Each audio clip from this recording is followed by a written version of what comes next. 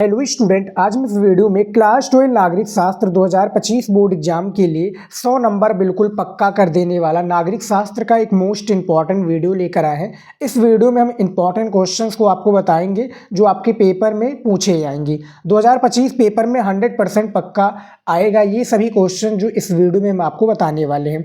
1 मार्च 2025 को आपका नागरिक शास्त्र का पेपर है। इससे बाहर आपका एक भी प्रश्न देखने को नहीं मिलेगा पेपर में। ठीक है, मैराथन क्लास होने वाला है आप सभी के लिए जो नागरिक शास्त्र के स्टूडेंट हैं उन सभी के लिए आज का ये वीडियो मैराथन होने वाला है। तो जिनका भी टारगेट है नागरिक शास्त्र में 100 में से 95 प्लस स्कोर करना, आज के इस वीडियो को कंप्लीट देखिए। इसमें बताए गए सभी इंपॉर्टेंट क्वेश्चंस को हम इसमें लेकर आए हैं। ठीक है, जो पेपर में आपके 1 मार्च को पूछा जाएगा। तो बहुत ही ज़्यादा इंपॉर्टेंट ये वीडियो है। वीडियो को लाइक करके वीडियो को शेयर जरूर कर दीजिएगा और चैनल पर आप सब नए तो चैनल को भी सब्सक्राइब कर लीजिए, एक ही सेकेंड लगेगा। ठीक है, तो चलिए शुरू करते हैं, एक एक करके सारे इंपॉर्टेंट क्वेश्चंस को बताते हैं। यहाँ पर देखिए स्टूडेंट, नागरिक शास्त्र का सबसे पहला क्वेश्चन दिया हुआ है जो कि बहुविकल्पीय का है। क्लास 12 नागरिक शास्त्र का देखिए सबसे पहला प्रश्न दिया हुआ है, द्वितीय विश्व युद्ध के पश्चात विश्व राजनीति में कौन से दो महाशक्तियों का उदय हुआ। ठीक है, जो द्वितीय विश्व युद्ध हुआ, अब देखिए द्वितीय जो विश्व युद्ध हुआ था माय डियर स्टूडेंट, ये कब हुआ था? ये आपका 1939 से लेकर, ठीक है, कब हुआ था? 1939 से लेकर ये 1945 तक द्वितीय विश्व युद्ध चला था। ठीक है स्टूडेंट, और इसमें बताया गया कि दो महाशक्तियों का उदय कौन सा हुआ, तो वो आपका स्टूडेंट यूएसएसआर और यूएस। अब आप लोग बताइए यूएसएसआर और यूएस क्या होता है? तो देखिए इसमें से जो राइट आंसर हो जाएगा मैं आपको बताना चाहूँगा। आपका पहले नंबर क्वेश्चन को जो सही विकल्प हो जाएगा वो गा वाला हो जाएगा, सोवियत संघ और संयुक्त राज्य अमेरिका, यानी सोवियत संघ यूएसएसआर और यूएस यानी संयुक्त राज्य अमेरिका, जिसको हम अमेरिका भी कहते हैं, यूएसए भी कहते हैं। ठीक है स्टूडेंट, तो ये आपका राइट आंसर हो जाएगा। समझ में आ गया? तो पहले नंबर क्वेश्चन का आपका गा विकल्प बिल्कुल सही हो जाएगा। आपका द्वितीय विश्व युद्ध पूछा जाए क्वेश्चन में, काफ़ी बार पेपर में पूछे जाते हैं, तो 1939 से लेकर 1945 तक द्वितीय विश्व युद्ध चला था। उसके बाद में देखिए यहाँ पर पहला, उसके बाद में दूसरा क्वेश्चन पहले क्वेश्चन के बाद में कि यूरोपीय संघ की स्थापना कब हुई। तो यूरोपीय संघ की स्थापना कब हुई थी स्टूडेंट, ये आप लोग याद रखिएगा, ये आपका हुआ था 1992 में। ठीक है, कब हुआ था? 1992 में, जो कि बुक के हिसाब से बता रहा है। और ये देखा जाए जो कि गूगल के हिसाब से देखा जाए तो वहाँ पर दिखा रहा था 1 नवंबर। ठीक है, 1 नवंबर 1993। ठीक है, 1900 यहाँ पर देखिए 93 दिखा रहा था गूगल पर। ठीक है स्टूडेंट, यूरोपीय संघ की स्थापना यानी जो इसका क्वार्टर है एक प्रकार से इसका स्थापना है कहाँ पर? नीदरलैंड में हुआ, नीदरलैंड में हुआ था। ठीक है, जो कि गूगल के हिसाब से ये दिखा रहा, बुक के हिसाब से आपका 1992 दिखा रहा था। तो दूसरे का आपका गा विकल्प राइट आंसर हो जाएगा। आपके हिसाब से दोनों में से क्या करेक्ट आंसर होना चाहिए नीचे कमेंट में बताइएगा। ईमानदारी से आप लोग सारे क्वेश्चन का आंसर कीजिए, मैं आपकी तैयारी बहुत ही बेहतरीन तरीके से कराऊंगा। ऐसे ही वीडियो आप सभी के लिए आएगा, तो चैनल को सब्सक्राइब जरूर कर लीजिए, कोई भी वीडियो ना मिस कर पाएँ आप। देखिए तीसरा क्वेश्चन है, सैमसंग, एलजी तथा हुंडई जैसे प्रसिद्ध ब्रांड का संबंध किस देश से है। जो आपका सैमसंग है, एलजी तथा जो हुंडई जैसी प्रसिद्ध ब्रांड है, इसका संबंध बेसिकली किस देश से है स्टूडेंट, ये आपको बताना है। तो तीसरे का आपका खा विकल्प राइट आंसर हो जाएगा, वो आपका दक्षिण कोरिया हो जाएगा। जो कि सैमसंग आप लोग जानते होंगे, ठीक है, मोबाइल फ़ोन, एलजी का टीवी आता है, हुंडई जैसी जो गाड़ी आती है, प्रसिद्ध जो ब्रांड है यानी जो देश की ये सारी चीज़ें हैं, वस्तु हैं, वो आपका दक्षिण कोरिया का है। तो तीसरे का खा विकल्प राइट आंसर हो जाएगा। थोड़ा स्टूडेंट वीडियो आपका लंबा भी हो सकता है क्योंकि मैराथन क्लास है और सारी चीज़ें मैं स्टेप बाय स्टेप समझाता भी हूँ ताकि कोई भी प्रॉब्लम ना हो। ठीक है, 4 नंबर क्वेश्चन है, बांग्लादेश का गठन कब हुआ। ठीक है, तो बांग्लादेश का जो गठन हुआ था वो 17 दिसंबर को हुआ था स्टूडेंट। कब हुआ था? 17 दिसंबर को। अब आप लोग बताइए क्या इसमें से 1971 हो जाएगा या 1991 हो जाएगा या 1975 हो जाएगा या 1970? बिल्कुल नहीं, इनमें से आपका खा वाला राइट आंसर हो जाएगा। 4 नंबर खा 17 दिसंबर 1971 को बांग्लादेश का गठन हुआ, जो कि पूर्वी जो एक प्रकार से क्या है, पश्चिमी पाकिस्तान से आज़ाद होकर बांग्लादेश, जो कि क्या ही पूर्वी पाकिस्तान कहलाता था, लेकिन जब इसका आज़ादी मिली, कब आज़ादी मिली? 17 दिसंबर 1971 को। तो 4 नंबर का खा ऑप्शन आपका राइट आंसर हो जाएगा। अगला क्वेश्चन है 5 नंबर, एमनेस्टी इंटरनेशनल का संबंध किस विषय से है। ठीक है, एमनेस्टी जो इंटरनेशनल का संबंध है, क्या पर्यावरण से है, आर्थिक सुधार से है, मानव अधिकार से है डियर स्टूडेंट, या आतंकवाद निरोध से है। ठीक है। तो 5 नंबर का आपका गा विकल्प राइट आंसर हो जाएगा। मानव अधिकार से है, ठीक है, मानव जो अधिकार है मानवाधिकार से है स्टूडेंट, याद रखिएगा। तो इनमें से जो इसको मानवाधिकार क्या होता है, गैर सरकारी संगठन होता है ये बेसिकली, क्या होता है, गैर सरकारी, ठीक है, ये गैर सरकारी संगठन होता है बेसिकली, ठीक है, जो कि एमनेस्टी इंटरनेशनल का संबंध मानवाधिकार से है। तो 5वें नंबर का आपका गा विकल्प राइट आंसर हो जाएगा। अगला क्वेश्चन देखिए यहाँ पर 6 नंबर दिया हुआ स्क्रीन पर कि विश्व व्यापार संगठन, स्क्रीन पर दिया हुआ क्वेश्चन देखिए स्टूडेंट कि विश्व व्यापार संगठन निम्नलिखित में से किस संगठन का उत्तराधिकारी है, ठीक है। तो ये क्वेश्चन मैंने आप सभी को काफ़ी बार बताया, आप लोगों को पता होगा। इनमें से आपका राइट आंसर हो जाएगा journal agreement on trade and traffic, ठीक है, journal agreement of trade and traffic. अभी आप लोग बताइए विश्व व्यापार संगठन जिसको हम क्या कहते हैं, WTO यानी वर्ल्ड ट्रेड ऑर्गेनाइजेशन। अब यहीं पर काफ़ी बार क्वेश्चन पूछ लिया जाता है, WHO वर्ल्ड हेल्थ ऑर्गेनाइजेशन, इसका मुख्यालय कहाँ पर है, जिनेवा स्विट्जरलैंड में है, ठीक है। इसकी स्थापना कब हुई विश्व व्यापार संगठन का, तो ये पेपर में भी पूछा जाएगा, तो याद रखिएगा 1995 में, ठीक है। जो विश्व व्यापार संगठन, इसका फुल फॉर्म इस तरह से पूछा जाएगा, WTO इसका शॉर्ट नाम है, जिसको वर्ल्ड ट्रेड ऑर्गेनाइजेशन कहते हैं। इसमें काफ़ी सारे देश शामिल हैं, जिसमें से क्या है, इसकी जो स्थापना हुई थी 1995 में हुई थी। तो 6 नंबर का आपका जो क्वेश्चन पूछा गया है, इसका का राइट आंसर हो जाएगा, ठीक है। अगला क्वेश्चन देखिए यहाँ पर 7 नंबर, संयुक्त राष्ट्र सुरक्षा परिषद के अस्थायी सदस्य देशों की संख्या कितनी है। यहाँ पर बात हुई है अस्थायी ना कि स्थायी, ठीक है। जब ये हट जाता तब आपका यहाँ पर 5 हो जाता, लेकिन यहाँ पर अस्थायी सदस्यों की बात हुई तो 10 राइट आंसर हो जाएगा, ठीक है स्टूडेंट। तो आपके 7वें नंबर का विकल्प राइट आंसर हो जाएगा। यहाँ पर स्थायी की बात होती है, वो 5 जो सदस्य देश कौन थे, रूस हो जाएगा, ठीक है, USA, ठीक है, रूस USA।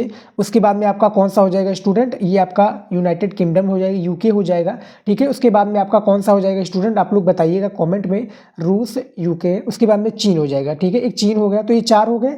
एक और आपका हो जाएगा क्या, फ्रांस हो जाएगा स्टूडेंट, आप लोग बताइएगा कॉमेंट में क्या फ्रांस राइट आंसर है, ठीक है। तो ये जो एक प्रकार से 5 जो है स्थायी सदस्य देश हैं और जो है 10 अस्थायी सदस्य देश हैं। तो 7वें नंबर का आपका का ऑप्शन बिल्कुल राइट आंसर हो जाएगा। 8 नंबर क्वेश्चन दिया हुआ स्टूडेंट कि निम्नलिखित में से किस देश के पास सुरक्षा परिषद में निषेधाधिकार यानी जिसको हम वीटो पावर कहते हैं। ये देखिए वीटो पावर बेसिकली क्या है, 5 देश के पास है। वीटो पावर क्या होता है कि वीटो पावर एक शक्तिशाली संगठन है। तो निम्नलिखित में से किस देश के पास वीटो पावर नहीं है बेसिकली, तो 8 नंबर का आपका गा राइट आंसर हो जाएगा, जो कि भारत के पास नहीं है। देखा जाए तो चीन के पास भी है, रूस के पास भी है और संयुक्त राज्य अमेरिका यानी USA के पास भी है, ठीक है। तो 5 देशों के 5 जो है एक प्रकार से वीटो पावर होता है, जो कि कंट्रोल होता है, ठीक है। वीटो पावर साथ में मिलकर कर सकते हैं। वीटो पावर का प्रयोग मान लीजिए कि किसी सहमति पर कोई एक देश असहमत है तो वीटो पावर को निरस्त कर देगा, तो वो वीटो पावर नहीं लगेगा, ठीक है। उसमें 5 देशों की सहमति जरूरी होती है। तो 8 नंबर का आपका गा विकल्प राइट आंसर हो जाएगा। वीटो पावर में और कौन नहीं शामिल है, तो जर्मनी हो जाएंगे, ठीक है। जर्मनी भी वीटो पावर में बेसिकली नहीं शामिल है। तो 8 नंबर का जो राइट आंसर वो गा वाला विकल्प सही है, ठीक है। थोड़ा डिटेल में आपको समझा रहा हूँ स्टूडेंट, प्लीज़ वीडियो को लाइक ज़रूर कर लीजिएगा। ऐसे में आपको तैयारी कराऊंगा और आपको डिटेल से समझाऊंगा, ताकि कोई भी क्वेश्चंस किसी भी प्रकार के ऑब्जेक्टिव पूछे जाए तो आप उसका आंसर दे दें, ठीक है, क्योंकि ऑब्जेक्टिव क्वेश्चन शुरू में ही पूछ लिए जाते हैं, आपको पता होगा। 9 नंबर क्वेश्चन है कि जैविक हथियार संधि BWC किस वर्ष हुई, ठीक है। तो जो जैविक हथियार संधि BWC है, अब देखिए BWC को क्या कहते हैं, बायोलॉजिकल वेपन, ठीक है, बायोलॉजिकल वेपन कन्वेंशन इसका फुल फॉर्म है, ठीक है। बायोलॉजिकल वेपन कन्वेंशन इसका फुल फॉर्म है, ठीक है। जैविक हथियार संधि इसको कहते हैं। इसका जो यानी किस वर्ष इसकी संधि हुई थी, बेसिकली ये क्वेश्चन आपका पूछा गया है। तो इनमें से 1972 राइट आंसर हो जाएगा। कब हुआ था, 10 अप्रैल, याद रखिए 10 अप्रैल 1972 में जैविक हथियार संधि यानी बायोलॉजिकल क्या है, बायोलॉजिकल वेपन कन्वेंशन, इसका एक प्रकार से हथियार संधि हुई थी, ठीक है। तो ये आप लोग याद रखिए, पेपर में काफ़ी बार पूछे जाते हैं। अगला क्वेश्चन है 10 नंबर, एंटी बैलिस्टिक मिसाइल संधि हस्ताक्षरित हुई थी, ठीक। तो ये क्वेश्चन पूछा गया है। तो इनमें से जो राइट आंसर हो जाएगा वो आप लोगों का सही विकल्प हो जाएगा खा वाला, ठीक है, 26 मई, ठीक है। मैं राइट आंसर लिख देता हूँ, देखिए 26 मई 1972 ये भी करेक्ट आंसर हो जाएगा। 10 नंबर का खा ऑप्शन, ठीक है। 26 मई 1972 को एंटी बैलिस्टिक मिसाइल संधि जो है हस्ताक्षरित हुई थी, ठीक है, तो 10 नंबर का खा ऑप्शन राइट आंसर है। उसके बाद में देखिए स्टूडेंट 11 नंबर, भारत में अनुसूचित जनजातियों के जीवन यापन का मुख्य साधन क्या है। ठीक है, ये जो जो आपका भारत में अनुसूचित जनजातियों का जीवन यापन का कीर्ति यानी कृषि देखा जाए तो उनका एक मुख्य साधन है। ठीक है, तो 11 नंबर का गा विकल्प बिल्कुल सही हो जाएगा। ठीक है, अगला क्वेश्चन देखिए यहाँ पर 12 नंबर दिया हुआ है कि world council of indigenous people का गठन कब किया गया, यानी किस वर्ष में किया गया था। क्या 1970 में किया गया था, 1975 में किया गया था, 1980 में, या 1988 में। अब भैया चारों गलत है, तो इनमें से राइट आंसर कौन है। याद रखिएगा हर 4 ऑप्शन में से एक राइट आंसर होता है। तो 12 नंबर का आपका खा विकल्प राइट आंसर हो जाएगा, 1975 हो जाएगा, जो कि world council of indigenous people का गठन हुआ था। ठीक है, अब चलिए देख लेते हैं अगला क्वेश्चन। यहाँ पर देखिए 13 नंबर क्वेश्चन दिया हुआ स्क्रीन पर, आप देख सकते हैं कि विश्व का सबसे बड़ा तेल उत्पादक देश कौन सा है। अब इसमें काफ़ी लोग संकोच करेंगे, काफ़ी लोग सोचेंगे कि क्या ईरान है। ईरान नहीं है भैया, ना संयुक्त राज्य अमेरिका है, ना कुवैत है। सबसे बड़ा भारत यानी विश्व का सबसे बड़ा तेल उत्पादक देश सऊदी अरब है। ठीक है, लगभग ये प्रतिदिन में बात करूँ डियर स्टूडेंट तो 13.24% ये तेल उत्पादन करता है सऊदी अरब। ठीक है, पूरी दुनिया में देखा जाए तो 13 नंबर का आपका राइट आंसर हो जाएगा जो क्वेश्चन पूछा गया है। अगला क्वेश्चन है आपका 14 नंबर कि निम्नलिखित में से कौन सा पर्यावरण का कारण है, यानी इनमें से कौन सा भैया है जो कि पर्यावरण का कारण है। तो इनमें से देखा जाए डियर स्टूडेंट तो सभी पर्यावरण के कारण है। जनसंख्या वृद्धि भी आपका कारण है, यहाँ पे देखिए निर्वनीकरण भी कारण है, और औद्योगिकरण भी। ठीक है, आपके ये पर्यावरण के कारण है। ठीक है, यहाँ पर आप देख सकते हैं जब ऐसे क्वेश्चन पूछे जाए तो आपको टिक हमेशा इनमें से सभी पर लगाने, क्योंकि तीनों है ना। ठीक है, तो एक नंबर आपका ऐसे पक्का हो जाएगा डियर स्टूडेंट। ठीक है, और आप लोगों से रिक्वेस्ट है, आप लोगों ने टॉपिक का वीडियो नहीं देखा है जो कि नागरिक शास्त्र का टॉपिक का वीडियो है, उसमें मैंने चैप्टर वाइज और आपके 3 टाइप के क्वेश्चन, वो आपके अति लघु उत्तरीय क्वेश्चन डियर स्टूडेंट, उसके बाद में लघु उत्तरीय क्वेश्चन, और आपका जो विस्तृत उत्तरीय यानी दीर्घ उत्तरीय क्वेश्चन है, वो 3 टाइप के क्वेश्चन जो कि इंपॉर्टेंट आपके इस बार पेपर में आएगा। ठीक है, उन्हीं टॉपिक को मैं बताया हूँ, वो आपकी तैयारी को बेहतरीन बना देगा। तो वो वीडियो जरूर देख लीजिएगा, नहीं तो आप यूट्यूब पर सर्च कर लीजिएगा क्लास 12 नागरिक शास्त्र important topic video by Shivam study knowledge. ठीक है, आपको वो वीडियो मिल जाएगा और अपनी तैयारी को आप बेहतर बनाइए।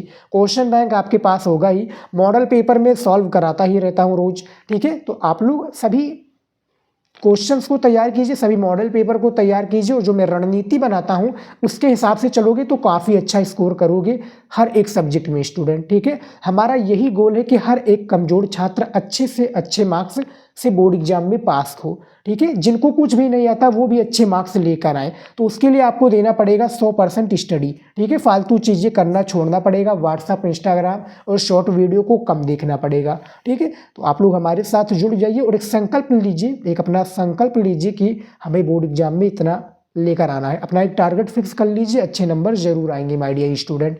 ठीक है, तो 14 नंबर का जो मैं बात करूँ आपका घ विकल्प राइट आंसर हो जाएगा। उसके बाद में देख लेते हैं अगला क्वेश्चन। यहाँ पर 15 नंबर क्वेश्चन दिया हुआ है कि नव उदारवादी वैश्वीकरण के विरोध, यहाँ पर देखिए नव उदारवादी वैश्वीकरण के विरोध के विश्वव्यापी मंच world social forum WSF world social forum की पहली बैठक किस वर्ष हुई थी। ठीक है, तो ये 15 नंबर क्वेश्चन, इसका राइट आंसर आपका 2001 हो जाएगा स्टूडेंट। ठीक है, वर्ल्ड सोशल फोरम जो कि WSF क्या WSF फोरम, ये क्या राइट आंसर है वर्ल्ड सोशल फोरम की। कमेंट में ज़रूर बताइए क्या WSF सही है या गलत है। ठीक है, कमेंट में आप लोग जरूर बताइए, कमेंट आपके लिए ओपन है। उसके बाद में देखिए यहाँ पर 15 नंबर का क्या खा विकल्प सही है, बिल्कुल सही बताइएगा। 16 नंबर क्वेश्चन है कि वर्ल्ड सोशल फोरम की चौथी बैठक 2004 में कहाँ हुई थी। यहाँ पर बात हो रही है चौथी बैठक की। ठीक है, पहली बैठक, दूसरी बैठक और तीसरी बैठक ये आपका ब्राज़ील में हुआ था। ठीक है, कहाँ पर हुआ था डियर स्टूडेंट, ब्राज़ील में। पहली बैठक किसकी, वर्ल्ड सोशल फोरम की, और दूसरी बैठक और तीसरी ये ब्राज़ील में हुई थी, और जो चौथी बैठक है वो मुंबई में हुई थी। तो 16 नंबर का ऑप्शन आपका बिल्कुल सही हो जाएगा। ठीक है स्टूडेंट,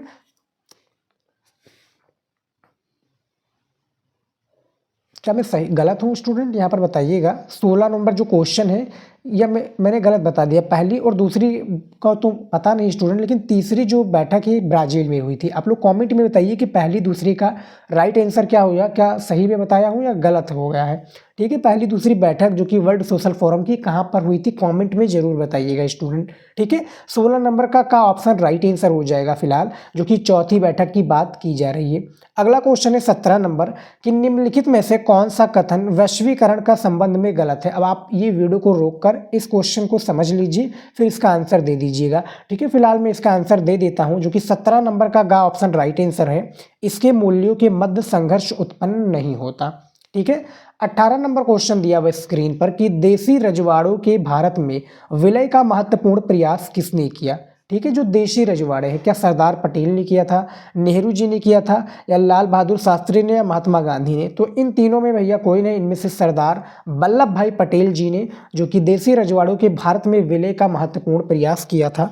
तो 18 नंबर का क्वेश्चन का राइट आंसर हो जाएगा स्टूडेंट। अब आप लोग बताइए कि भारत में विलय में यानी जो ये काम शुरू किया था सरदार पटेल ने, ये कब शुरू किया था, तो पेपर में पूछा जाएगा, तो याद रखिएगा ये शुरू किया था 5 मई। ठीक है, 5 मई 1947 से प्रारंभ कर दिया था। और हमारा देश कब आज़ाद हुआ था स्टूडेंट, 15 अगस्त 1947 को। तो उससे पहले स्टूडेंट, ठीक है, उससे पहले सरदार वल्लभ भाई पटेल ने देशी रजवाड़ों को भारत में विलय के महत्वपूर्ण प्रयास सरदार पटेल ने किए थे। ठीक है, ये काम शुरू कब किया था, 5 मई 1947 को। अगला क्वेश्चन देखिए यहाँ पर 19 नंबर, 1956 में भारत में संघीय राज्यों की संख्या कितनी थी, यानी जो संघीय राज्य हैं इनकी संख्या कितनी थी। तो यहाँ पर क्या बात हुई है, इसकी बात हो रही है। तो 19 नंबर क्वेश्चन का राइट आंसर आपका गा हो जाएगा, 14 हो जाएगा, बिल्कुल करेक्ट आंसर। ठीक है, 14 नंबर यहाँ पर देख सकते हैं, 19 नंबर क्वेश्चन का गा ऑप्शन राइट आंसर है। ठीक है स्टूडेंट, मैं ऐसे ही तैयारी आपकी कराऊंगा, और वीडियो को शेयर नहीं किए तो कर दीजिए अपने दोस्तों के पास जो आपके साथ है स्टडी करते हैं स्टूडेंट। ठीक है, और वीडियो को लास्ट तक जरूर देखिएगा, ये सभी क्वेश्चंस आपके अपने क्वेश्चन बैंक और अपनी बुक में देखने को मिल जाएगा। ठीक है स्टूडेंट, मॉडल पेपर ज़्यादा से ज़्यादा तैयार कीजिए, प्रीवियस ईयर पेपर तैयार कीजिए, चैप्टर वाइज इंपॉर्टेंट क्वेश्चन पढ़िए। टाइम कम बचा है और अच्छा स्कोर करना है तो आपको मेरी बताई हुई रणनीति पर चलना होगा, और एक अपना बेस्ट टाइम टेबल बना लीजिए, उसी के हिसाब से अपना स्टडी कीजिए बोर्ड एग्जाम का। ठीक है स्टूडेंट, 20 नंबर क्वेश्चन देखिए यहाँ पर, रजवाड़ों के शासकों ने भारतीय संघ में विलय के लिए जिस सहमति पत्र पर हस्ताक्षर किए उसे क्या कहा जाता है। उसे my dear student instrument of accession कहा जाता है। ठीक है, 1947 से पहले जो रजवाड़ों की संख्या थी वो 565 थी। याद रखिएगा, पेपर में पूछा जाएगा कि भैया कितने रजवाड़े थे, तो 565 रजवाड़े थे।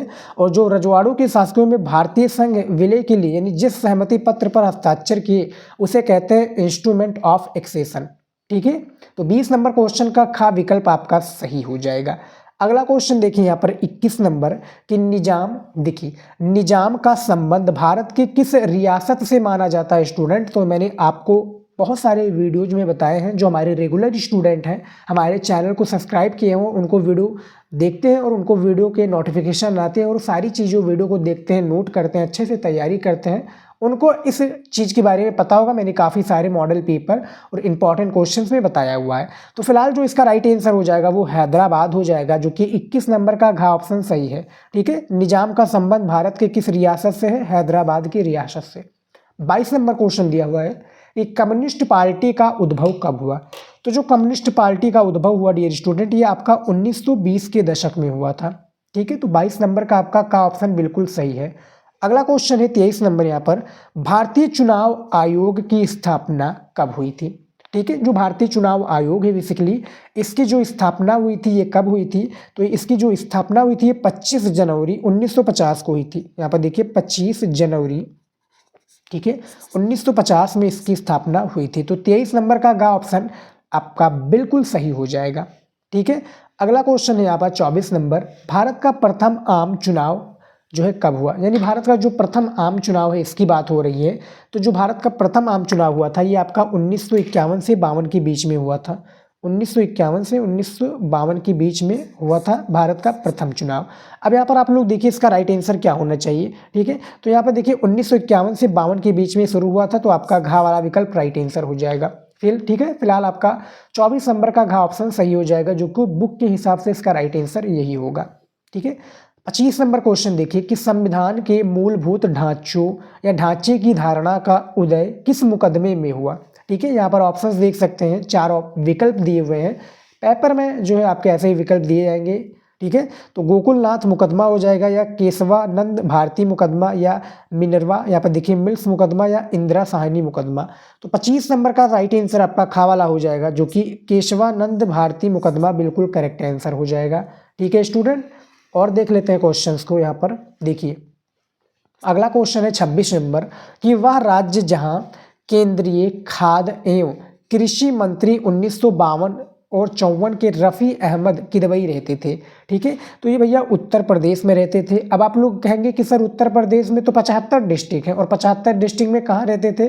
तो ये भैया रहते थे कहाँ? बहराइच। बहराइच जो डिस्ट्रिक्ट है ना हमारा, बहराइच डिस्ट्रिक्ट, उसी में रहते थे। यहाँ पर देखिए केंद्रीय खाद्य एवं कृषि मंत्री 1952 और 54 रफ़ी अहमद किदवई, ये उत्तर प्रदेश के बहराइच डिस्ट्रिक्ट में रहते थे। तो 26 नंबर का खा राइट आंसर हो जाएगा। अगला क्वेश्चन है 27 नंबर, योजना आयोग के स्थान पर नीति आयोग की स्थापना किस वर्ष हुई? क्या 2015 में हुई, 2016 में, या 2019 में, या 2017 में?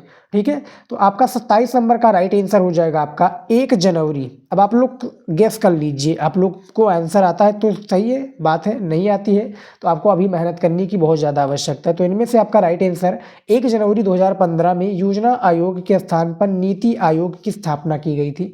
अब आप लोग कन्फ्यूज मत होइएगा, यदि आपका नीति आयोग भी पूछा जाए तो समझ लीजिए कि योजना आयोग पर है। ठीक है, तो आपका 27 नंबर का ऑप्शन बिल्कुल सही राइट आंसर हो जाएगा। अगला क्वेश्चन है 28 नंबर, द्वितीय पंचवर्षीय योजना किस मॉडल पर आधारित थी? ठीक है, तो ये भैया जो आधारित थी बेसिकली देखा जाए तो ये नेहरू यहाँ पे देखिए महाल नोबिस पर आधारित थी। ठीक है, तो 28 नंबर का ऑप्शन आपका बिल्कुल सही है। उसके बाद में 19 नंबर क्वेश्चन दिया हुआ है, पंचशील समझौता किन देशों के बीच हुआ?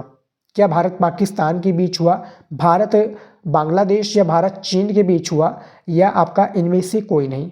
ठीक है स्टूडेंट, तो ये आपका भारत चीन के बीच में हुआ था। अब पेपर में पूछा जाएगा भैया कि कब हुआ था डियर स्टूडेंट। ठीक है, तो 29 अप्रैल 1954 को, 29 अप्रैल 1954 को भारत पाकिस्तान के बीच पंचशील समझौता हुआ था। अब आप लोग कमेंट में बताइएगा, यदि आप हमारे इंटेलिजेंट स्टूडेंट होंगे तो आपको बताना है कि भारत के उस समय के प्रधानमंत्री कौन थे और चीन के उस समय प्रधानमंत्री या प्रेसिडेंट कौन थे, जो कि इन दोनों यानी जो पंचशील समझौता पर हस्ताक्षर किए थे। ठीक है स्टूडेंट, आप लोग कमेंट में जरूर जल्दी से बता दीजिए ईमानदारी से। ठीक है, तो 29 नंबर का विकल्प आपका सही हो जाएगा। अगला क्वेश्चन देखिए 30 नंबर, एशियाई संबंध सम्मेलन जिसको हम शॉर्ट में कहते हैं एशियन रिलेशंस कॉन्फ्रेंस कब आयोजित किया गया? तो क्या दिसंबर 1946 में किया गया था, या मार्च 1947, अगस्त 1947, या जनवरी 1948? ठीक है, तो 30 नंबर का आपका खा विकल्प राइट आंसर हो जाएगा, मार्च 1947। ठीक है, तो ये आपका क्या है 23, यहाँ पर देखिए स्टूडेंट मैं आपको क्लियर बता दूँ, 23 मार्च से प्रारंभ हुआ था। ठीक है, 23 मार्च से आपका 2 अप्रैल, ठीक है, ये 2 अप्रैल याद रखिए, 2 अप्रैल 1947 तक चला था। ठीक है, 1947 तक ये चला था। यहाँ पर आप देख सकते हैं कि 23 मार्च से 2 अप्रैल 1947 तक एशियन संबंध सम्मेलन यानी एशियन रिलेशन कॉन्फ्रेंस आयोजित किया गया था, जो कि मार्च 1947 में हुआ था। ठीक है स्टूडेंट, अब याद रखिए 2 अप्रैल 1947 तक ये चला था। तो 30 नंबर का आपका राइट आंसर जो बिल्कुल करेक्ट आंसर हो जाएगा वो खवाला हो जाएगा। ठीक है, अगला क्वेश्चन है 31 नंबर, शिमला समझौता कब हुआ? तो शिमला समझौता किन देशों के बीच हुआ था स्टूडेंट? आप लोग कमेंट में बता दीजिएगा। यह हुआ था भारत और पाकिस्तान के बीच में। कहाँ पर हुआ था? हिमाचल प्रदेश की जो राजधानी है शिमला में हुआ था। ठीक है, और 31 नंबर का राइट आंसर आपका 3 जुलाई 1972 हो जाएगा, बिल्कुल करेक्ट आंसर। ठीक है, और गूगल पर 2 जुलाई दिखा रहा था, अब आपके हिसाब से इसका बताना राइट आंसर क्या होना चाहिए। ठीक है, ये भारत और पाकिस्तान के बीच में हुआ था। भारत की जो राजधानी है किसके बीच में हुआ था, ये भी आपका पेपर में पूछा जाएगा, तो याद रखिएगा उस समय की प्रधानमंत्री कौन थी? इंदिरा गांधी जी थी। ठीक है स्टूडेंट, और ये जो है हिमाचल प्रदेश की जो राजधानी है शिमला में इसका यानी समझौता हुआ था बेसिकली। तो 31 नंबर का गा वाला विकल्प राइट आंसर हो जाएगा। उसके बाद में देखिए यहाँ पर अगला क्वेश्चन स्क्रीन पर दिया हुआ है, मैं दिखा दूँ आपको, ये देखिए, ये देखिए 32 नंबर क्वेश्चन है कि 1965 में भारत पाकिस्तान युद्ध के समय भारत का प्रधानमंत्री कौन था? अब याद रखिएगा स्टूडेंट, जैसे कि मैंने बताया कि जो है आपका 1972 के समय प्रधानमंत्री जो भारत की कौन थी, वो इंदिरा गांधी जी थी। तो ये आप लोग ये जरूर याद रखिए कि चाहे नागरिक शास्त्र हो या समाज शास्त्र हो, वो उसमें जो कि आपके प्रधानमंत्री से रिलेटेड क्वेश्चन जरूर पूछा जाएगा। तो 32 नंबर का जो राइट आंसर हो जाएगा वो आपका लाल बहादुर शास्त्री हो जाएंगे, जो कि 32 नंबर का आपका बिल्कुल सही विकल्प स्टूडेंट हो जाएगा। ठीक है, लाल बहादुर शास्त्री उस समय के प्रधानमंत्री थे हमारे। 33 नंबर क्वेश्चन दिया हुआ स्क्रीन पर कि निम्नलिखित में से किसे भारतीय विदेश नीति का मुख्य निर्माता माना जाता है? तो इसमें निसंकोच जब ये क्वेश्चन पूछा जाए तो आप लोग पंडित जवाहरलाल नेहरू को बताइएगा। ठीक है, 33 नंबर का आपका खा ऑप्शन बिल्कुल सही हो जाएगा। 34 नंबर क्वेश्चन दिया हुआ स्क्रीन पर कि अवामी लीग का संबंध किस देश से है? ठीक है, तो ये याद रखिएगा बांग्लादेश से है। बांग्लादेश को आज़ादी कब मिली थी स्टूडेंट? कब मिली थी? 17 दिसंबर। ठीक है, क्या मैं सही हूँ? कमेंट में जरूर बताइएगा। 17 दिसंबर 1971 को जो है बांग्लादेश को आज़ादी मिली थी। किससे? जो है पश्चिमी पाकिस्तान से आज़ादी मिली थी। पहले ये पूर्वी पाकिस्तान हुआ करता था, लेकिन अब ये आज़ाद होकर 17 दिसंबर 1971 को इसको आज़ादी मिली। और उस समय के जो एक प्रकार से बांग्लादेश के प्रेसिडेंट थे वो कौन थे भैया? ये आप थे, वो मुजीबुर रहमान थे। ठीक है स्टूडेंट, तो 34 नंबर का आपका खा वाला विकल्प राइट आंसर हो जाएगा। अवामी लीग का संबंध, और जो अवामी लीग है वो मुजीबुर रहमान की ही एक लीग है। ठीक है, 35 नंबर क्वेश्चन दिया हुआ है कि निम्नलिखित में से किस वर्ष भारत में एशियाई संबंध सम्मेलन आयोजित किया गया था? ठीक है, एशियाई संबंध सम्मेलन की बात हो रही है, तो ये कब आयोजित किया गया था डियर स्टूडेंट? तो 35 नंबर का राइट आंसर आपका गा वाला हो जाएगा। 1947 में आयोजित किया गया था। ठीक है, अगला क्वेश्चन देखिए यहाँ पर 36 नंबर, जवाहरलाल नेहरू यानी पंडित जो जवाहरलाल नेहरू जी हैं, इनकी मृत्यु कब हुई थी? ठीक है, तो क्या जनवरी 1963 को हुई थी स्टूडेंट, फरवरी 1963, मार्च 1964 या मई 1964? तो इनमें से घा वाला विकल्प राइट आंसर हो जाएगा स्टूडेंट। ठीक है, इनकी मृत्यु कब हुई थी? 27 मई। ठीक है, 27 मई 1964 को इनको मृत्यु हुई थी। कहाँ पर हुई थी? नई दिल्ली। ठीक है स्टूडेंट, कहाँ पर हुई थी डियर स्टूडेंट? नई दिल्ली में हुई थी, हार्ट अटैक के कारण। ठीक है, हार्ट अटैक इनको आ गया, हार्ट अटैक के कारण इनकी मृत्यु हो गई 27 मई और 1964 की, जो कि भारत के प्रथम प्रधानमंत्री थे पंडित जवाहरलाल नेहरू जी। तो 36 नंबर का विकल्प आपका सही हो जाएगा। और देख लेते हैं क्वेश्चंस को जो आपके पेपर में पूछे जाएंगे स्टूडेंट। ठीक है, इंपॉर्टेंट क्वेश्चंस को मैं बताऊंगा आपको। 37 नंबर क्वेश्चन है, जय जवान जय किसान का नारा किसने दिया? ठीक है, तो जय जवान जय किसान का नारा हमारे जो दिए थे लाल बहादुर शास्त्री जी दिए थे। ठीक है स्टूडेंट, 37 नंबर का खा विकल्प बिल्कुल सही हो जाएगा। उस समय के जो ये नारा दिया था वो ये 1965 में दिया था। ठीक है, 1965 में जय जवान जय किसान का नारा दिया था। आप लोग अभी भी ये नारा सुनते होंगे, काफ़ी बार स्कूल और कॉलेजेस में सुनाया जाता है। और ठीक है, उसके बाद में देखिए 38 नंबर क्वेश्चन, जवाहरलाल नेहरू की मृत्यु के समय कांग्रेस के अध्यक्ष कब थे? ठीक है, जवाहरलाल की मृत्यु कब हुई थी? अभी मैंने आपको बताया था, नीचे कमेंट में टाइप कर दीजिएगा। ठीक है, मुझे आपका टेस्ट भी लाइव लेते चलना है ताकि आपकी तैयारी का मुझे पता चले और आप कितना भूलते हो ये भी मुझे पता चले कि भैया भूलते हो या आप लिखते हो, नोट करते हो या नहीं।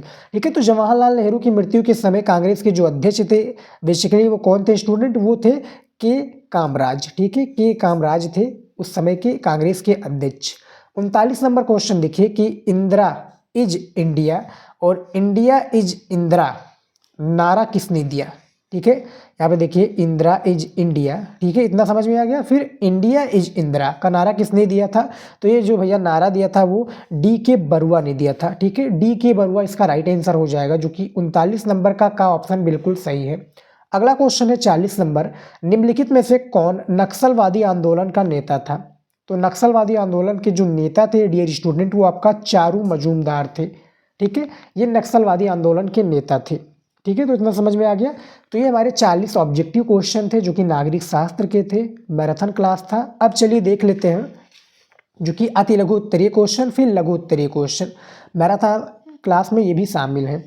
तो क्लास 12 हिंदी नागरिक शास्त्र का इंपॉर्टेंट अति लघु उत्तरीय प्रश्न चलिए देख लेते हैं, जो आपके पेपर में सीधे 2 नंबर का पूछा जाता है स्टूडेंट। ठीक है, 10 क्वेश्चन पूछे जाते हैं, तो आपका 20 नंबर इंस्टेंट ही पक्का हो जाएगा। इंपॉर्टेंट क्वेश्चन से जो मैं आपको बताने वाला हूँ ये बार बार पूछे जाते हैं पेपर में।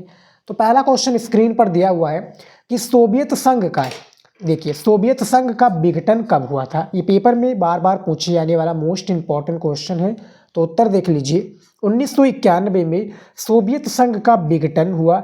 इस घटना को शीत युद्ध के अंत का प्रतीक माना जाता था। ठीक है, सोवियत संघ के 3 बड़े गणराज्य रूस, यूक्रेन और बेलारूस ने बोरिस येल्त्सिन, यहाँ पर देखिए बोरिस येल्त्सिन के नेतृत्व में दिसंबर 1991 में सोवियत संघ की समाप्ति की घोषणा की।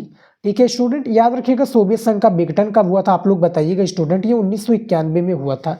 ठीक है, अब ये कब हुआ था ये आपको बताना है स्टूडेंट। ठीक है, क्या कब हुआ था, इसके एक प्रकार से इसका विघटन कब हुआ, यानी ये टूटकर जो 15 गणराज्य थे टूटकर बिखर कर कैसे गए, और उस समय जो भारत के उसके यानी सोवियत जो गणराज्य यानी सोवियत संघ है इसके जो प्रेसिडेंट थे, एक प्रकार से राष्ट्रपति थे, वो कौन थे, क्या मिखाइल गोर्बाचेव थे, याद रखिएगा उस समय के जो है राष्ट्रपति। ठीक है, तो 21 नंबर क्वेश्चन का राइट आंसर यही हो जाएगा। आप देख सकते हैं जब भी क्वेश्चन पूछा जाएगा तो इतने शब्दों में लिखना है। ठीक है स्टूडेंट, 1991 में इनका यानी टूटकर अलग हुआ था, याद रखिएगा। और कब हुआ था ये भी हमने आपको बता रखा, 1991 में। ठीक है, तो मैंने जैसा कि बताया मैं टेस्ट भी लूँगा आपका। दूसरा क्वेश्चन देखिए, 1962 में भारत चीन विवाद का मुख्य कारण क्या था। ठीक है, 1962 में जो भारत चीन का मुख्य विवाद था, उत्तर के साथ में चलिए देख लेते हैं। देखिए भारत चीन के मध्य 1962 की लड़ाई का प्रमुख कारण चीन का भारतीय राज्य जो अरुणाचल प्रदेश के कुछ हिस्सों और लद्दाख के अक्साई चीन क्षेत्र पर प्रतिस्पर्धी दावा, यानी अपना दावा करना कि भैया ये हमारे क्षेत्र के अंतर्गत आता है। देखिए प्रतिस्पर्धी दावा करना था, इसमें भारत को सैन्य पराजय झेलनी पड़ी, यानी जो भारतीय सैनिक का एक प्रकार से बहुत बड़ी हार देखने का यानी बहुत बड़ी हार का सामना करना पड़ा मुँह की पड़ी थी मुझे। एक प्रकार से 1962 में हमें चीन से बहुत बड़ी हार का सामना करना पड़ी। ठीक है स्टूडेंट, और उस समय सैन्य पराजय एक प्रकार से जो आर्मी है उसकी पराजय हुई थी, और हमें यहाँ पर देखिए इसमें भारत का सैन्य पराजय झेलनी पड़ी थी। ठीक है स्टूडेंट, यानी आर्मी कम थी हमारे समय, और उस समय जो बहुत आर्मी थी उन जो चीन वालों की। ठीक है, तो दूसरे का आपका राइट आंसर ये है। आप समझ सकते हैं क्वेश्चन को, आप देख सकते हैं इसके बारे में। ठीक है, उसके बाद में देखिए अगला क्वेश्चन 3 नंबर, सार्क की स्थापना कब हुई, यानी जो सार्क है ये देखिए सार्क की स्थापना कब हुई, इसका पूरा नाम क्या है। तो देखिए उत्तर है सार्क अर्थात साउथ एशियन एसोसिएशन। ठीक है, यहाँ पर देखिए south Asian association for regional cooperation, यहाँ पे देखिए रीजनल कोऑपरेशन। तो ये देखिए मैं फिर से लिख देता हूँ स्टूडेंट, ये देखिए आरसी साउथ एशियन एसोसिएशन। ठीक है, फॉर यहाँ पे देखिए फॉर रीजनल, ये देखिए आर है रीजनल कॉरपोरेशन दक्षेस की स्थापना 8 दिसंबर 1985 बांग्लादेश की राजधानी ढाका में हुई थी, और इसका जो मुख्यालय है ये काठमांडू नेपाल में है। काठमांडू यानी जो है नेपाल की राजधानी काठमांडू, बांग्लादेश की राजधानी ढाका में हुई थी।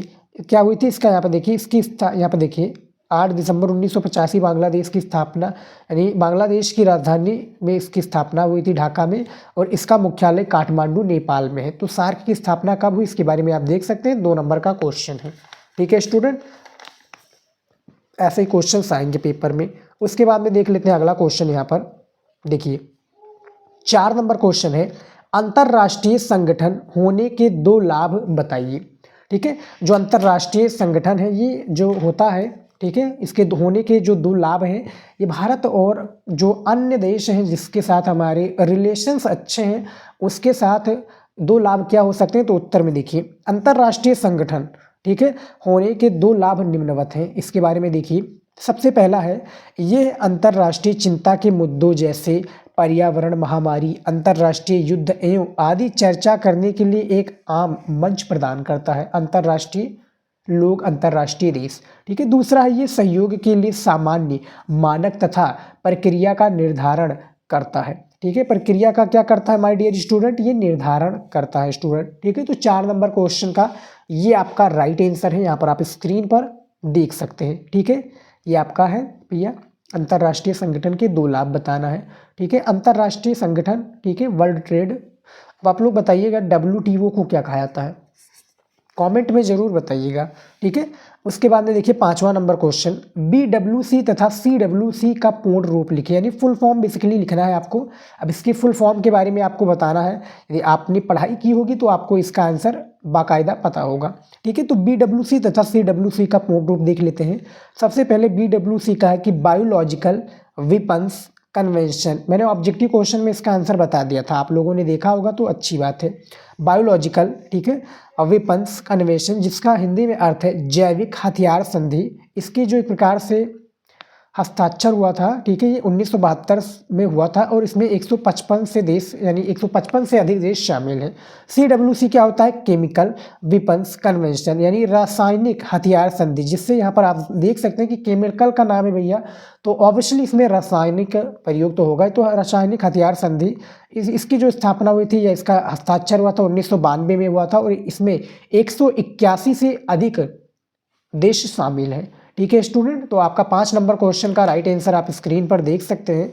ये मोस्ट इंपॉर्टेंट क्वेश्चन है, ठीक है, पेपर में बार बार पूछे जाते हैं।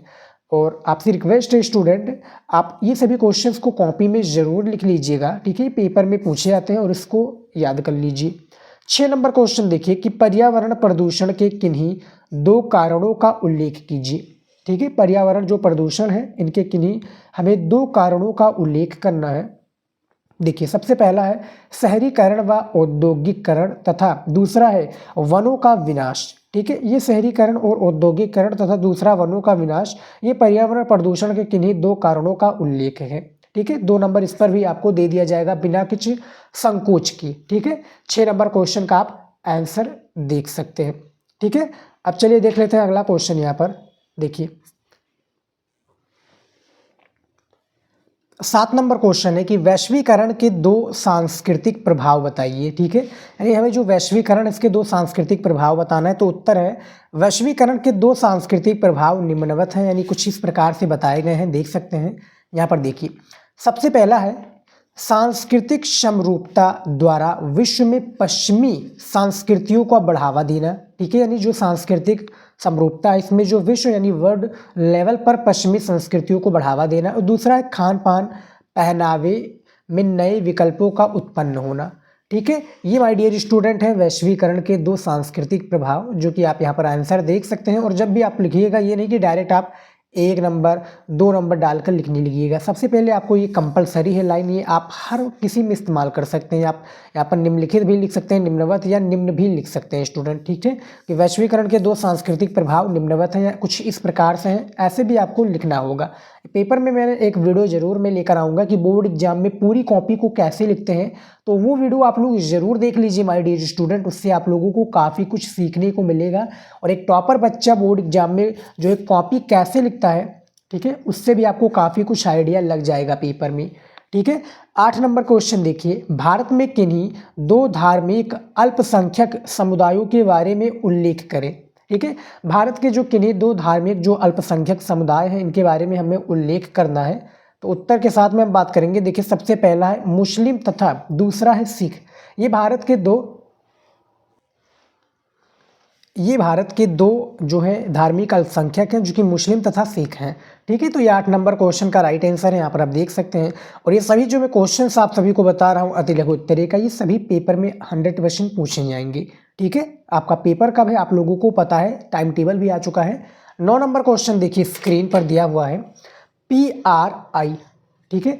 PRI का अर्थ क्या है? तो उत्तर देखिए PRI का अर्थ है यहाँ पर देखिए इंस्टीट्यूशन, यहाँ पर देखिए इंस्टीट्यूशनल यहाँ पर देखिए रिवोल्यूशनरी पार्टी 1929 में स्थापित। इस पार्टी ने मेक्सिको में लगभग 60 सालों तक शासन किया था, ठीक है। यहाँ पर देखें इंस्टीट्यूशनल फिर रिवोल्यूशनरी पार्टी 1929 में स्थापित। इस पार्टी ने मेक्सिको में लगभग कितने 60, यहाँ पर देखिए 60 सालों तक माय डियर स्टूडेंट शासन किया था, ठीक है। 10 नंबर क्वेश्चन है देखिए कि किन्हीं 2 बहुउद्देश्य नदी परियोजनाओं के नाम लिखिए। हमें क्या करना है, किन्हीं 2 बहुउद्देश्य नदी परियोजनाएं, इसके बारे में इनका नाम लिखना है, ठीक है। तो सबसे पहला है भाखड़ा नांगल बांध परियोजना तथा दूसरा है हीराकुंड बांध परियोजना, ठीक है। ये किन्हीं 2 बहुउद्देश्य नदी परियोजनाओं का नाम है, जो यहाँ पर आप लोग स्क्रीन पर बाकायदा देख सकते हैं। ठीक है स्टूडेंट, यहाँ पर 2 इसके हैं और 2 नंबर आपको दे दिया जाएगा। तो ये टोटल जो है आपके 10 अति लघु उत्तरीय क्वेश्चन है और टोटल 10 ही पूछे जाते हैं पेपर में। तो इंपॉर्टेंट मैंने 10 ही बताए हैं आप सभी को। अब चलिए देख लेता हूँ अगला। ठीक है, अगला क्या हमारा, जो कि लघु उत्तरीय प्रश्न है। ठीक है स्टूडेंट, ये देखिए लघु उत्तरीय प्रश्न 1 है, ये आप लोग जरूर याद रखिए। लघु उत्तरीय प्रश्न 1 है जो कि आपके नागरिक शास्त्र में 5 नंबर का एक क्वेश्चन पूछा जाता है। 50 शब्दों में हमें इसका आंसर देना होता है 12th नागरिक शास्त्र में। ठीक है, और ये टोटल कितने 6 क्वेश्चन होते हैं। तो 6 पंचे 30 नंबर स्टूडेंट आपको इसमें देखने को मिल जाएगा। 50 शब्दों में इसका आपको आंसर देना है। ठीक है, और 5 नंबर का प्रत्येक प्रश्न होता है। जब आप इसका एक आंसर लिखेंगे 50 शब्दों में तब आपको जाकर 5 नंबर दे दिया जाएगा। याद रखिए लघु उत्तरीय प्रश्न 1 है। तो इसका आंसर चलिए मैं आपको दिखाता हूँ, इसका क्वेश्चन भी दिखाता हूँ। मैं क्वेश्चन विथ आंसर आपको दिखाऊंगा। वीडियो इंपॉर्टेंट है इसीलिए मैं बता रहा हूँ कि वीडियो को आप लाइक जे करके वीडियो को बताए गए क्वेश्चंस को ज़रूर लिख लीजिए। और जो आपके फ्रेंड हैं, आपके करीबी हैं, आपके दोस्त हैं और आपको लगता है कि इनको भी हेल्प की ज़रूरत है, तो ये वीडियो उनके पास ज़रूर शेयर कीजिए ताकि वो भी अच्छा स्कोर ला सके और आपका एक एहसान मंद रहे। ठीक है स्टूडेंट, तो पहला क्वेश्चन है इसमें देखिए, सोवियत संघ के विघटन के कारण क्या थे। यानी जो सोवियत संघ है बेसिकली इसका विघटन कब हुआ, 1991 में हुआ था। इसका विघटन के जो कारण थे वो क्या था, इसके बारे में बताना है। तो उत्तर देखिए, सोवियत संघ के विघटन के प्रमुख कारण निम्नवत हैं। यानी जो प्रमुख कारण इसमें बताए गए हैं वो भैया निम्नवत हैं। सबसे पहला है साम्यवादी। ठीक है, सबसे पहला क्या है, साम्यवादी दल की शक्ति का निरंतर पतन होता गया। यानी जो साम्यवादी दल है इसमें जो इसका शक्ति का निरंतर पतन होता गया। दूसरा है सोवियत संघ ने ब्लास्टिक, यहाँ पे देखिए ब्लास्टिक गणराज्यों का रूस के अंतर्गत विलय उनकी इच्छा के विरुद्ध किया। ठीक है स्टूडेंट, तो विलय के साथ में किया। टोटल में इसमें 6 क्वेश्चंस आप सभी को बताने वाला हूँ, ये आप लोग जरूर याद रखिए। ठीक है, क्योंकि आपके पेपर में भी 6 क्वेश्चन पूछे जाते हैं और मैं इंपॉर्टेंट भी आप सभी के लिए 6 क्वेश्चन ही लेकर आया हूँ। ठीक है स्टूडेंट, तो आप लोग जरूर इसको देखिए और एक स्टेप बाय स्टेप यानी पॉइंट के थ्रू बताया गया है तो आपको और इजी से समझ में आएगा ये सभी क्वेश्चन। तो दूसरा पॉइंट भी मैंने बता दिया, आप वीडियो को रोक कर भी देख सकते हो। अब चलिए देख लेते हैं इसके तीसरे पॉइंट को।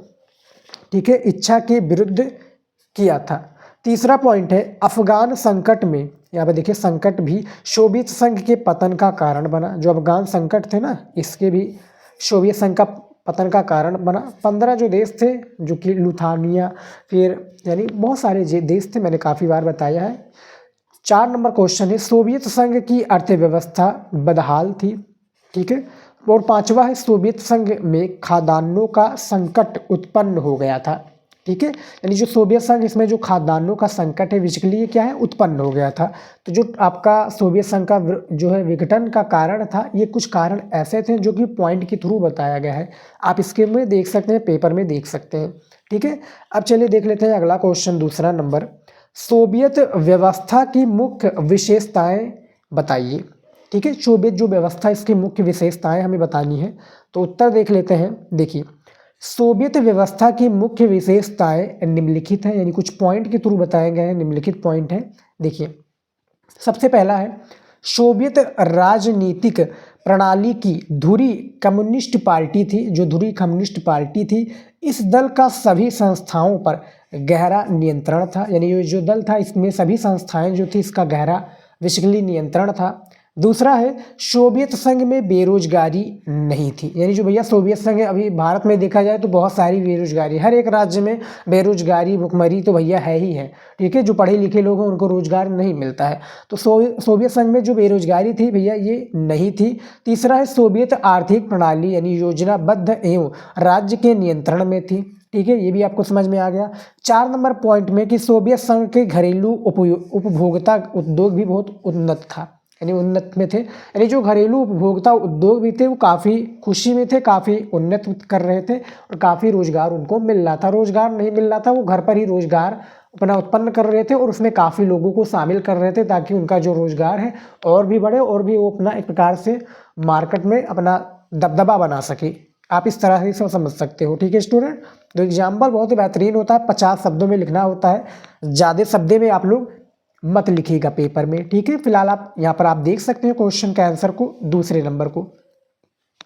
ठीक है, अगला क्वेश्चन दिया हुआ है तीसरा नंबर की क्षेत्रीय संगठनों की स्थापना के उद्देश्यों की पहचान कीजिए। ठीक है, यानी जो क्षेत्रीय संगठन है इसकी स्थापना के जो उद्देश्य है इसका पहचान करना है। तो उत्तर है क्षेत्रीय संगठनों को बनाने के निम्न उद्देश्य हैं, यानी इसके जो बनाने का निम्न उद्देश्य हैं।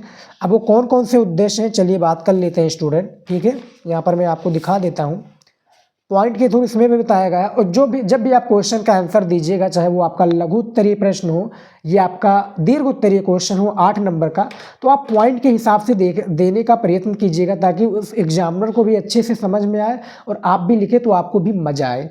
ठीक है, आप ऐसे लंबे में लिखते चले जाएंगे तो आपका एक प्रकार से माइंड जो होता है वो कहेगा कि भैया इतना बड़े में क्यों लिख रहे हैं। और जब आप स्टेप बाय स्टेप पॉइंट के थ्रू लिखोगे तो आपको भी मज़ा आएगा लिखने में और एग्जामिनर भी भैया संतुष्ट होगा कि भैया बच्चे को तो तरीका मालूम है। इसीलिए मैं कह रहा हूँ कि आप लोग नागरिक शास्त्र का कॉपी कैसे लिखते हैं वो वीडियो जरूर देख लीजिएगा इस वीडियो को देखने के बाद में। ठीक है, इसमें देखिए सबसे पहला पॉइंट है कि विभिन्न क्षेत्रीय देशों में एक मंच प्रदान करना। ठीक है, दूसरा है सभी देशों को आत्मनिर्भरता के माध्यम से सहयोग करने के लिए प्रेरित करना। ठीक है, तीसरा पॉइंट है सामाजिक, सांस्कृतिक, आर्थिक, तकनीकी क्षेत्रों में सहयोग को बढ़ावा देना। ठीक है, और चौथा पॉइंट है कि क्षेत्रीय विवादों को निपटाने के लिए बनी व्यवस्था में बदलाव लाना। ठीक है, ये भी पॉइंट है। और पांचवा है शेष क्षेत्रीय संगठन व संयुक्त राष्ट्र संघ को साथ लेकर कार्य करना। ये जो है माय डियर स्टूडेंट क्षेत्रीय संगठनों की स्थापना के उद्देश्य का पहचान है जो आप यहाँ पर देख सकते हैं। ठीक है, ये देखिए इसमें कुछ 5 पॉइंट है और भैया 5 नंबर दिलाने के लिए पर्याप्त पॉइंट है। ठीक है स्टूडेंट, 5 नंबर आपको ज़रूर मिलेगा। और ये सभी जो क्वेश्चंस मैं बता रहा हूँ 6 क्वेश्चन में बताऊँगा इसमें, क्योंकि 6 क्वेश्चन ही आपके लघु उत्तरीय प्रश्न में पूछा जाता है और इम्पॉर्टेंट क्वेश्चन बताऊँगा। ठीक है, जो पेपर में पूछे जाएंगे और इस बार भी मैं गारंटी लेता हूँ कि इनमें से दो या तीन क्वेश्चन तो ज़रूर फंसेगा ही फंसेगा आपके पेपर में। ठीक है, उसके बाद में देखिए अगला क्वेश्चन यहाँ पर 4 नंबर क्वेश्चन दिया क्या हुआ कि आज़ाद हिंदुस्तान का जन्म कैसी परिस्थितियों में हुआ। ठीक है, आज़ाद हिंदुस्तान जो हमें भारत को आज़ादी मिली ये कब मिली? 15 अगस्त। ठीक है, 15 अगस्त 1947 को हमें एक प्रकार से भारत में यानी हमें इंडिया जो हमारा ब्रिटिश जो हुकूमत था उससे आज़ादी मिली थी। ठीक है, उत्तर है कि आज़ाद हिंदुस्तान का जन्म कठिन परिस्थितियों में हुआ। सन 1947 में हिंदुस्तान जिन हालात के बीच आज़ाद हुआ शायद उस समय तक कोई भी देश वैसे हालात में आज़ाद नहीं हुआ था। ठीक है, हिंदुस्तान आज़ाद तो हुआ लेकिन देश के बंटवारे के साथ सन 1947 का साल अभूतपूर्व हिंसा। ठीक है, यानी आप यहाँ पर देखिए 1947 का साल अभूतपूर्व हिंसा और विस्थापन की त्रासदी का साल था। यानी भैया उस समय देखा जाए माय डियर स्टूडेंट तो पाकिस्तान अलग हो गया जो कि इंडिया का भाग हुआ करता था। ठीक है, उसके बाद में बांग्लादेश अलग हो गया। ठीक है, फिर नेपाल धीरे धीरे अलग हो गया, फिर भूटान अलग हो गया धीरे धीरे। ठीक है, फिर उसी के अंतर्गत जो है श्रीलंका भी शायद था, नहीं था पहले, और म्यांमार भी था अपने अंदर। ठीक है, तो ये सारे देश यानी एक प्रकार से देखा जाए जो 1947 की भी बात करूँ तो पाकिस्तान और जो बांग्लादेश है ये अलग हो गया था भारत से। ठीक है, और पहले देखा जाए 1947 से पहले तो भारत का ही ये हिस्सा हुआ करता था जो है पाकिस्तान और बांग्लादेश। ठीक है, लेकिन भैया जो उस समय के प्रधानमंत्री थे पाकिस्तान के जिन्ना थे। ठीक है, अब आप लोग जानते होंगे जिन्ना का पूरा नाम जरूर बताइएगा। उस समय के भैया सबसे आला एक प्रकार सबसे शक्तिशाली पॉलिटिकल हुआ करता था जिन्ना। ठीक है, उसके बारे में आप सभी को पता होगा।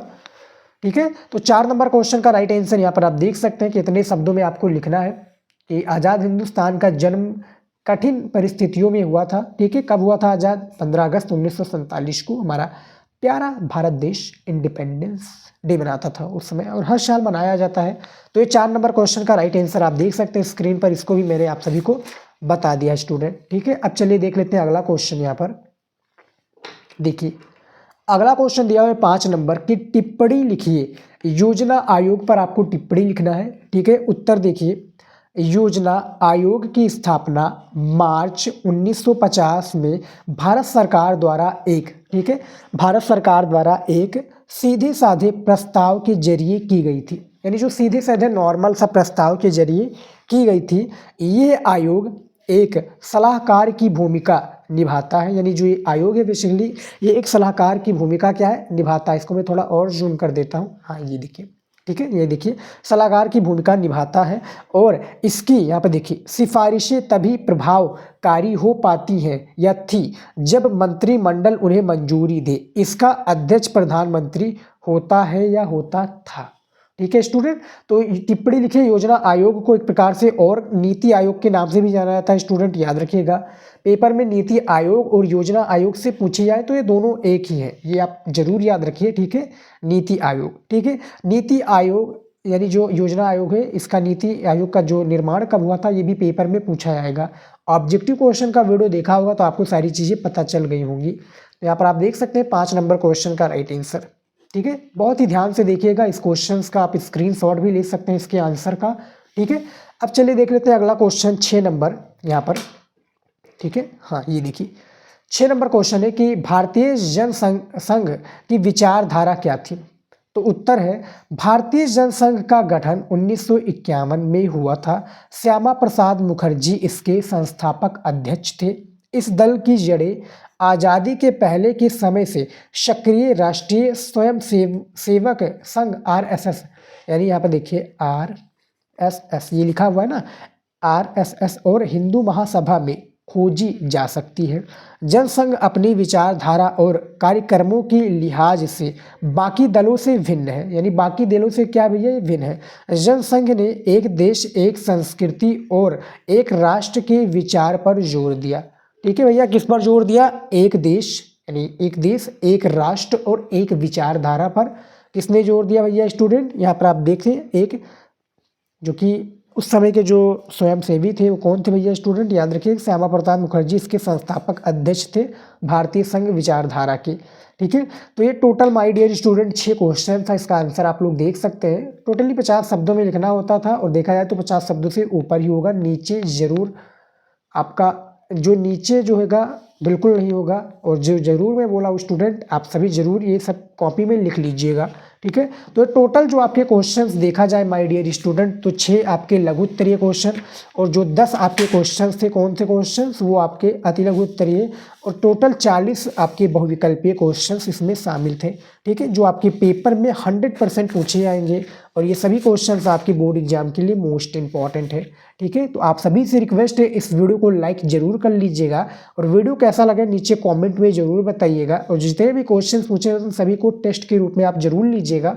ठीक है, और आप लोग वीडियो को ज़्यादा से ज़्यादा अपने दोस्तों के पास शेयर कीजिए, और अभी तक आप लोग हमारे चैनल को सब्सक्राइब नहीं किए हुए नए हैं चैनल पर तो सब्सक्राइब कर लीजिए। जो हमारे IELTS के विद्यार्थी हैं मैं पूर्ण रूप से उनकी तैयारी कराता हूँ। एक ही सेकेंड लगेगा स्टूडेंट, प्लीज़ चैनल को सब्सक्राइब कर लीजिए। मिलता है नेक्स्ट वीडियो में। जय हिंद।